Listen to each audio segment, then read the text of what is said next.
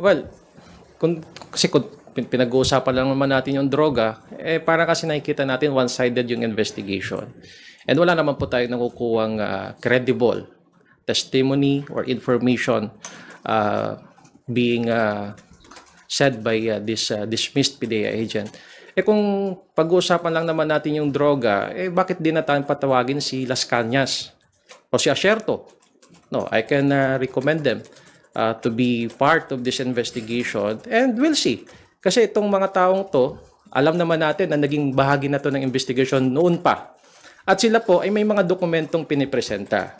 May co-plan, may legitimate operations, and therefore, for the purposes of having a fair discussion about drug-related cases, let's call these guys, Asierto and Las Cañas, and we'll see kung sino po talaga ang nagsasabi ng totoo and kung ano talaga ang totoong o kaya ang realidad patungkol sa war on drugs dito po sa ating bansa. And let these guys tell the whole world na kung anong kinalaman nila or ano ang nalalaman nila patungkol sa droga at mga naging biktima, most especially during the previous administration.